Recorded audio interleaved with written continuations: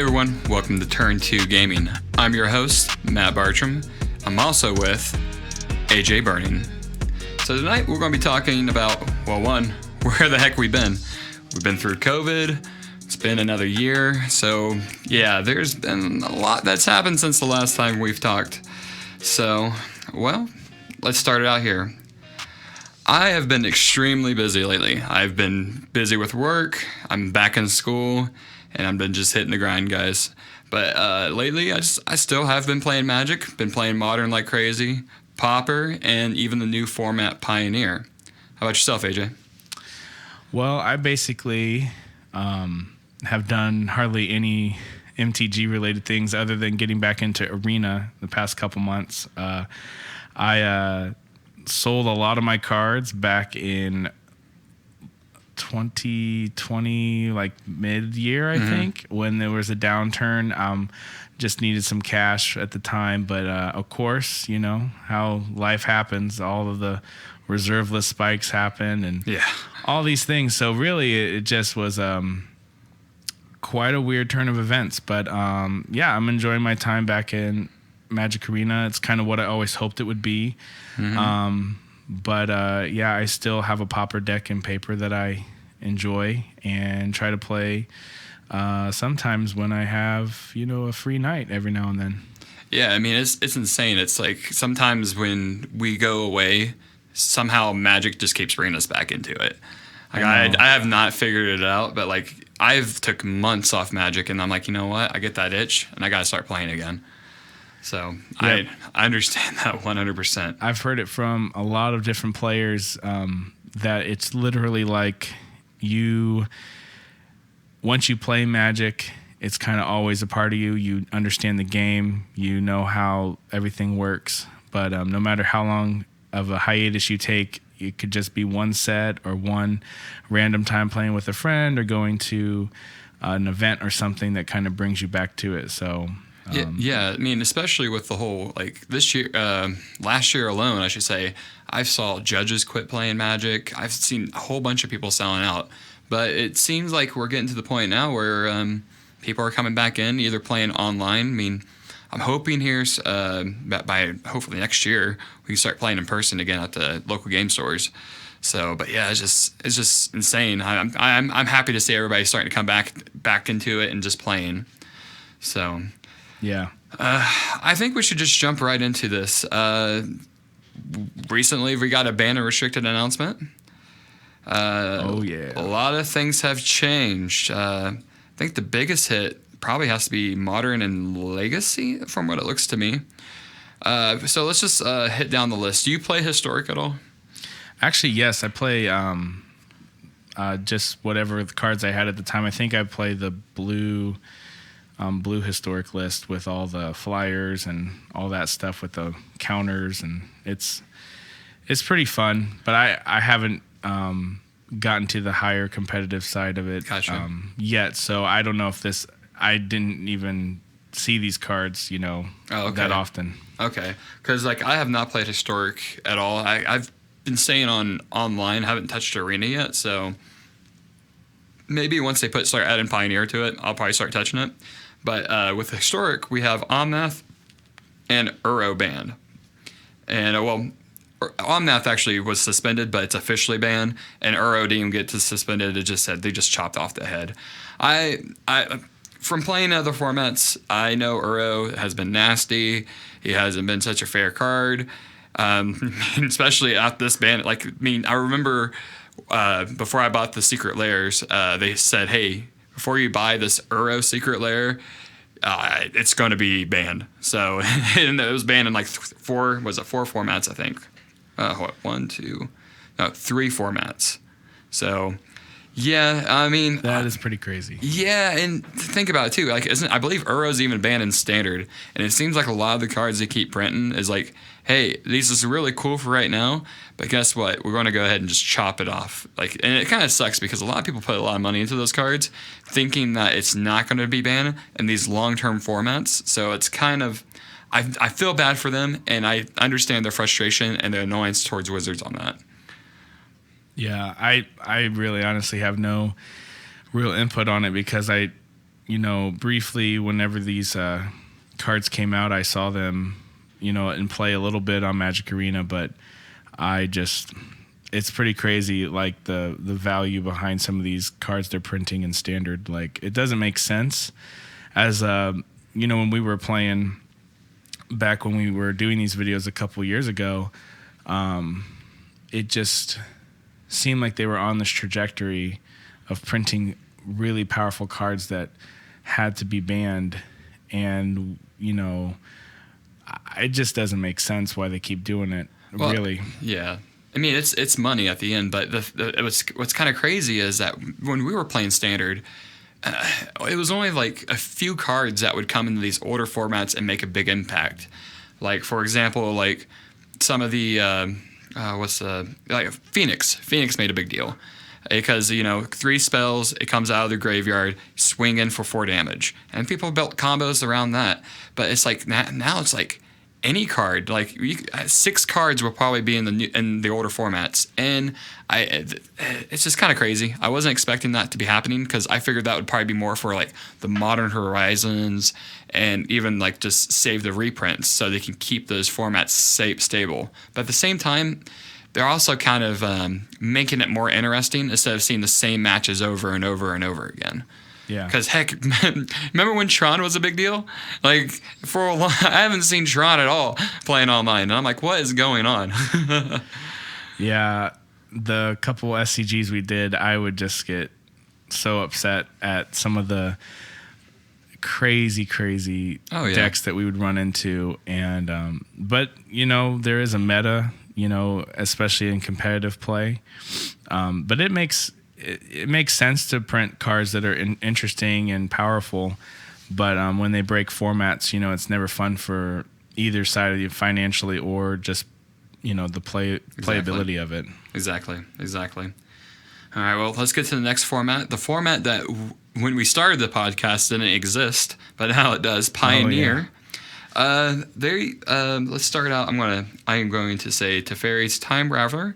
That was a card that a lot of people hated, but to me, it never felt like when it was played. I mean, I know everybody's probably heard it a billion times. When it was played, I never felt like, game's not over. But it was just annoying because, like, if I was playing, like, it killed, like, Mono Blue, a lot of these other decks that were like, hey, I want to interact. So it just kills interaction.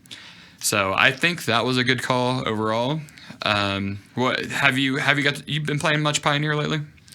No, I haven't played Pioneer in a long time. I had the Phoenix deck for a while, but when I decided to sell most of my collection, I just decided Pioneer wasn't really the format for me, and now I play mostly online, so I haven't really played with Time Raveler but yeah, I was one of those players that played blue, and when this hit the board, I just was always bummed about it. Oh yeah, and you see its effect on Modern as well. Yeah. I can't think of that much. I mean, I played it with Infect just to be a jerk. I played Bant Infect just to say, hey, you know what? Guess what? I'm going to keep my creatures alive, and you're going to take 10 Infect, buddy. That's so silly.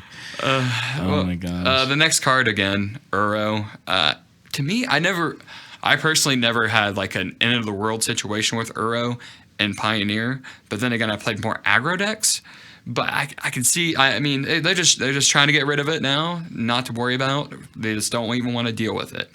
But the card that I'm happy they got rid of with getting rid of Uro's Wilderness Reclamation, because guess what? They get to untap their lands. See, what happens, you guys, you have Teferi, Uro, Wilderness Reclamation, and you just keep going crazy. Like, you just like, oh, I'm going to play all these spells to see what's in my hand, keep drawing away, I'm going to make sure I keep having a perfect hand here. And then all of a sudden, like, at the end of the turn, they get to untap all their lands. And I'm like, well, what am I supposed to do, man? Like, that's not fun. So I can see the whole 3 combo. Well, it's not combo, but the 3 evil guys here they just need to be destroyed.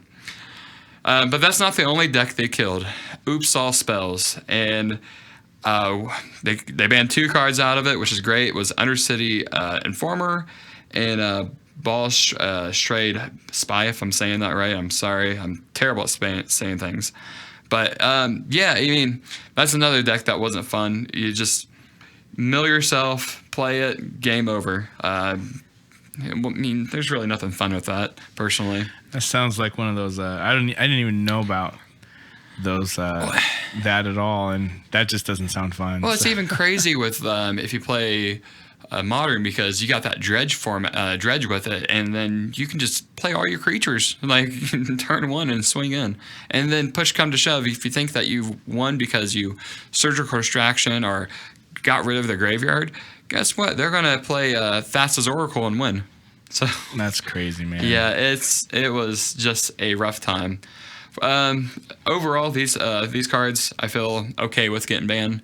I've noticed a lot more popularity with Pioneer, because Pioneer was kind of like nobody was touching it online. It was hard to find games, but now when I'm clicking in, I'm seeing people like, oh, let's try it out. Let's try this out. Let's try this out. And like I said, Mono Blue Tempo is back in the game because Teferi's gone. So that's always a win in my books. Yeah. All right. Now it's time for one of our favorite formats, Modern. Modern, well, man, they've decided to print a card recently that I'm surprised that was okay. Tibalt's Trickery. Have you seen what that's done yet? Yeah, I actually, and so funny thing about this card is since I've gotten really back into the game with Kaldheim, people play this card in Standard, and it's pretty funny when they do, because if it sticks, it's like, oh wow, like this is doing a lot. But I've literally countered, because I'm playing Is It Control right now in Standard, which is a pretty strong deck, and of course I just counter every single one, and they just concede, because like the deck is like the one trick pony kind of thing. Exactly. And it's just, I'm just glad they banned this in Modern, because knowing back from the days of playing Phoenix and the Hogak days and all this stuff that just seems like a distant memory, anytime you print a card that just says, you can cast cards without paying their mana cost.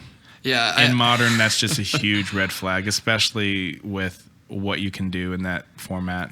Well, and what's funny too is I'm pretty like I don't know what their mindset was, but like a part of me was wondering like, hey, let's just go ahead. Like I think they were just planning to let it be used as a regular counterspell. But our community. Our community is going to start playing around with stuff, and they're going to try to figure out a way to like Ugin turn 3 Ugin.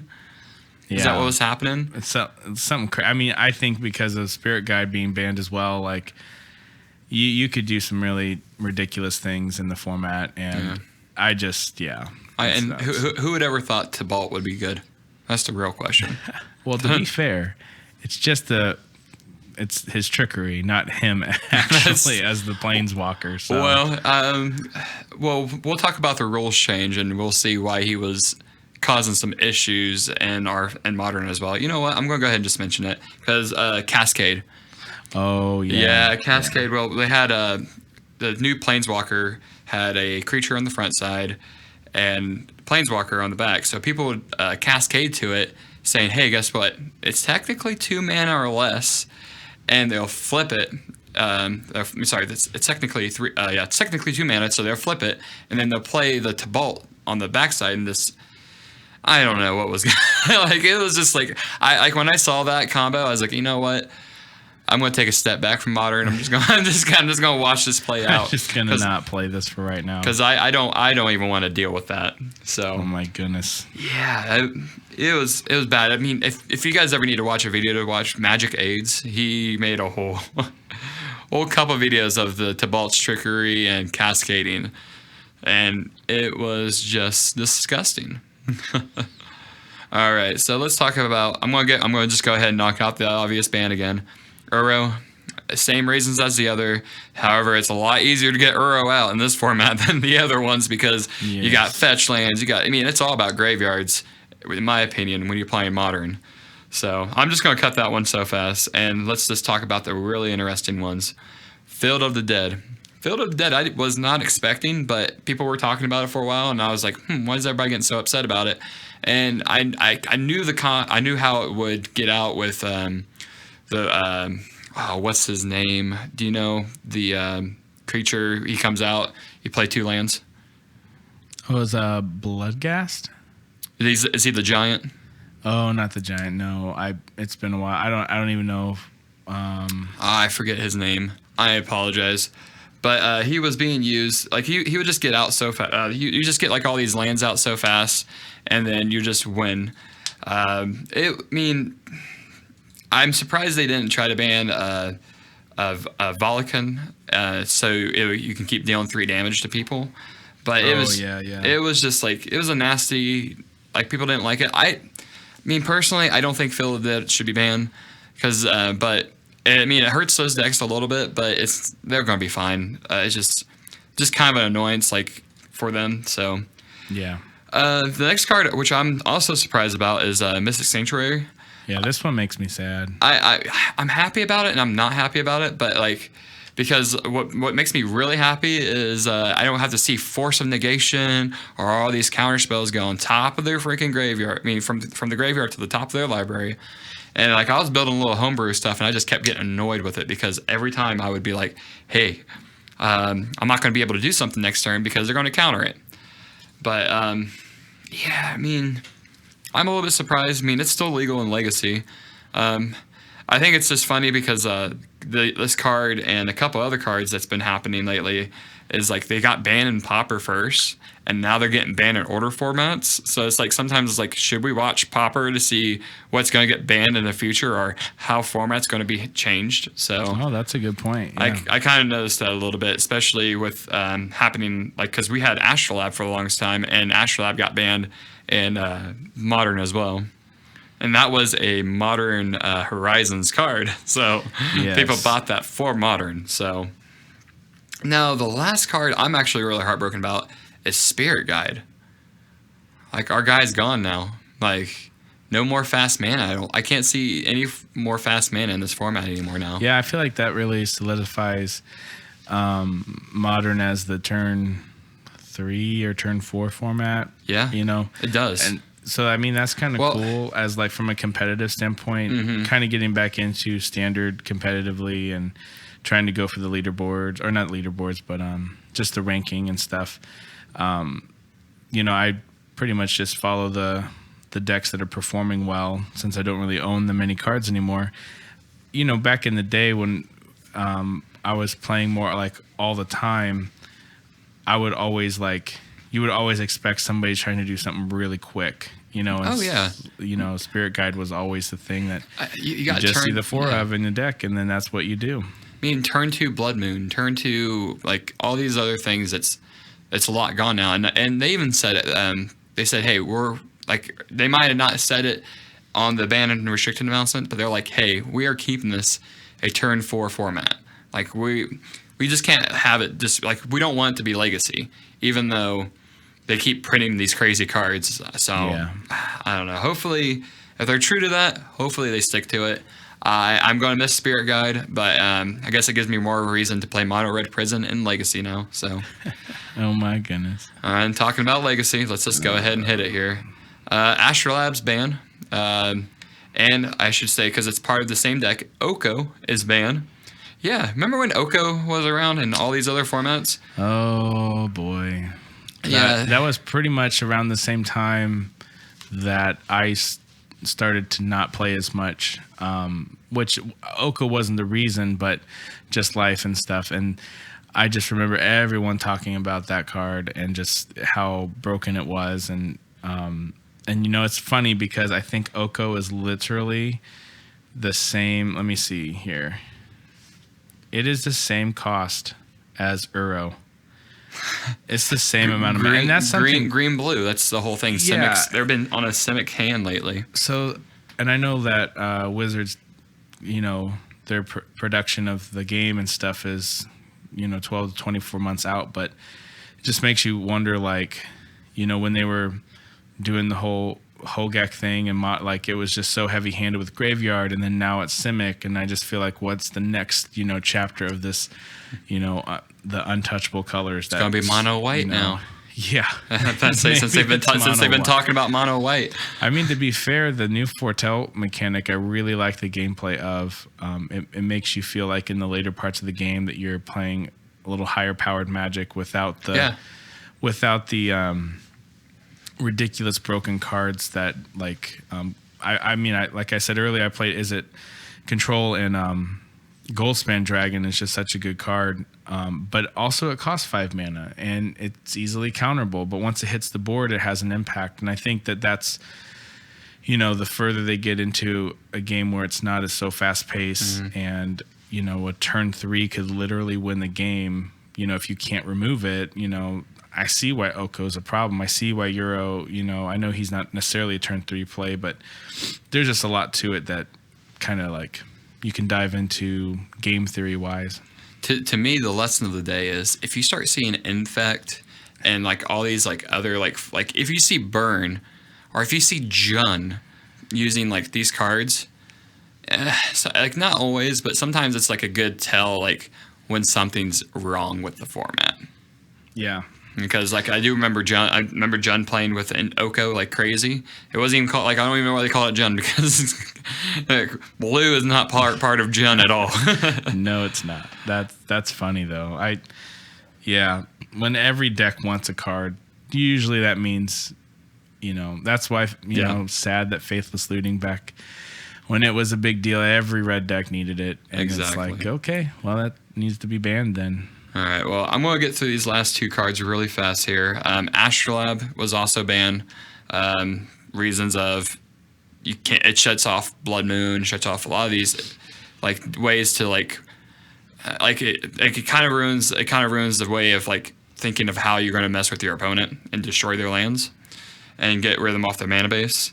And Dreadborn Arcanist is banned for the reasons of you can do a lot of crazy stuff with them. Play a lot more powerful spells in Legacy than you can the other ones.